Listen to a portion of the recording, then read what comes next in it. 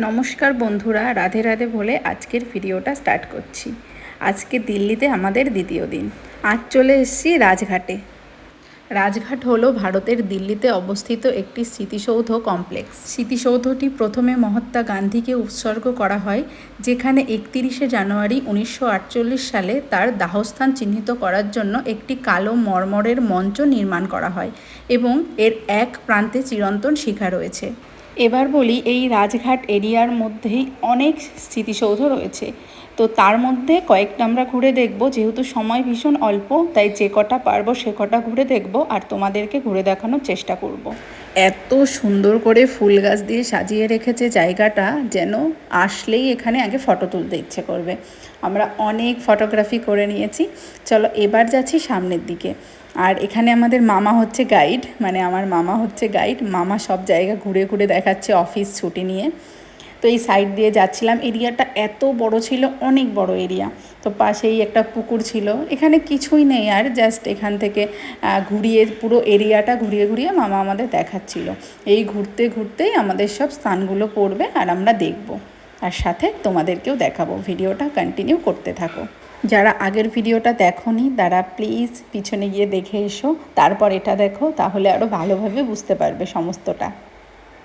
নতুন হলে প্লিজ একটু পাশে থেকো, চেষ্টা করছি অনেক ভালো ভালো কিছু শেয়ার করার। এবার যেটা দেখছো এটার নাম বীরভূমি। দিল্লির রাজঘাট সমাধি পরিসরে অবস্থিত রাজীব গান্ধী সমাধিস্থলকেই বলা হয় বীরভূমি। এই সমাধিস্থলে একটি দেওয়ালে গণতন্ত্রের জনকের একটি ব্রোঞ্জ প্রতিমূর্তি রয়েছে।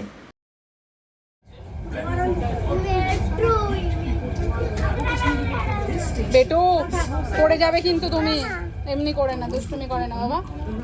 এই দেখ দেখ দেখ, আমার এইদিকে টাকা ম্যামকে পাঠাবো এটা। হ্যাঁ, এই দেখ, এবার দেখছি সব দেখতে পাচ্ছিস, এতক্ষণ ছিল অন্ধকার।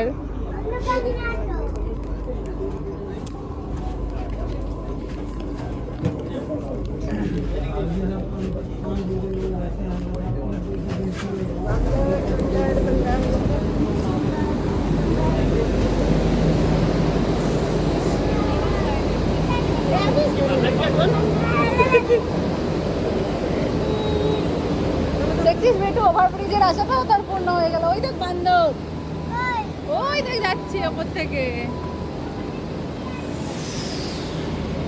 এতক্ষণ এসি থেকে এখন বেরালাম।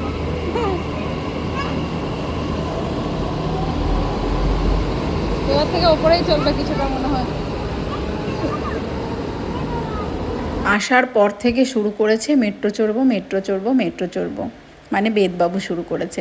তাই জন্য মেট্রো ধরে আমরা নামলাম। স্টেশনগুলোর নাম আমি একদম জানি না, আমার মনেও নেই কিচ্ছু, কোথায় নেমেছি কী নেমেছি কিছুই জানি না। তবে যারা ঘুরতে আসবে তারা কিন্তু আস্তে আস্তে চলতে চলতে বুঝে যাবে কোথায় কি নামতে হবে। আর ঘুরে দেখানোর জন্য অনেক টোটো, ক্যাব এটসেট্রা পাওয়া যায়।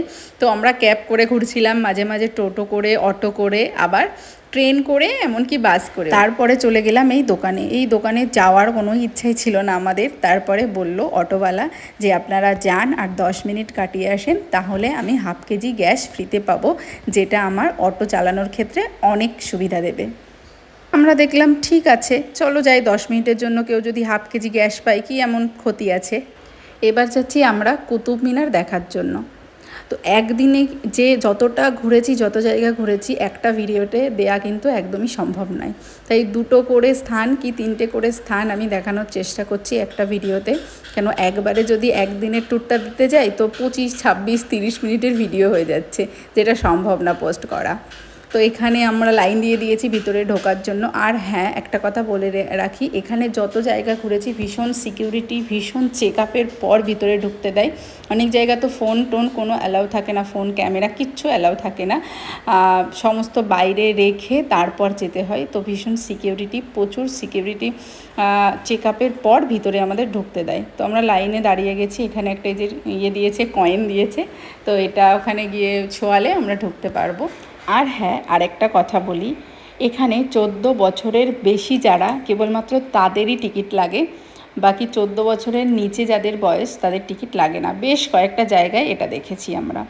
আর সত্যি কথা বলতে মামার বাড়ি ছিল বলে আমাদের ঘুরতে কোনো কষ্ট হয়নি, থাকতে কোনো কষ্ট হয়নি। ভীষণ ভালোভাবে ঘুরতে পেরেছি, সব জায়গা ভালোভাবে দেখতে পেরেছি।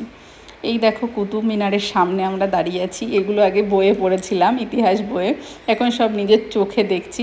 এটা একটা আলাদাই পাওয়া এই সমস্ত দেখা কিন্তু।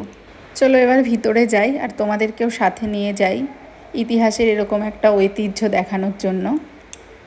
যারা নতুন একটু ফলো করে দিও, একটা লাইক কমেন্ট করো, তাহলে খুব ভালো লাগবে। আর সব থেকে বড় কথা হলো, ঘুরতে গিয়ে বাচ্চারা এত আনন্দ করে দেখে মনটা ভরে যায়। আর যদি সাথে নিয়ে যাওয়া হয় বয়স্ক মা বাবা শাশুড়ি এনারা তো তেমন কোনো জায়গা ঘোরেইনি, এদেরকে যদি সাথে নিয়ে যাওয়া যায় এতটাই আনন্দ পায় এই সমস্ত দেখে, সত্যি কি বলবো, মনটা একদম ভরে যায় ভীষণ। এদেরকে ঘুরতে নিয়ে গেলে মনে হয় চলো সব ঠিকঠাক আছে। বেদবাবু যে আনন্দ করেছে তোমরা ভিডিওতে কিন্তু দেখতেই পাচ্ছ, সাথে সাথে আমরাও কিন্তু ভীষণ আনন্দ করেছি।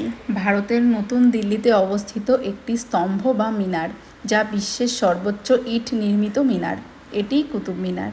কুতুব মিনার ইন্দো ইসলামী স্থাপত্যের এক গুরুত্বপূর্ণ এবং অন্যতম প্রাচীন নিদর্শন। প্রখ্যাত সুফি কুতুব উদ্দিন বখতিয়ার কাকির নাম অনুসারে এর নামকরণ করা হয়।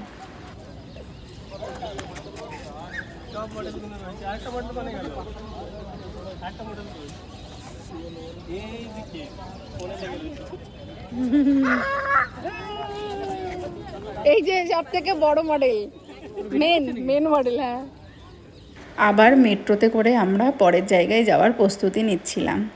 দেখো মা কি সুন্দর এসকেলেটার চড়ে চলে আসছে, আর এমনকি আমার শাশুড়ি মাও আসবে। মামা ধরে ধরে একদম শাশুড়ি মাকেও এসকেলেটারে উঠিয়ে দিয়েছে, কিন্তু আমাকে কেউ ওঠাতে পারিনি। আমার এটা দেখলেই মারাত্মক পরিমাণ ভয়ে গা হাত পা ঠান্ডা হয়ে যায়। তো যাই হোক, আজকের ভিডিওটা এই পর্যন্ত ছিল। পরের ভিডিওটা খুব তাড়াতাড়ি আসছে, তোমরা কিন্তু দেখতে থাকো।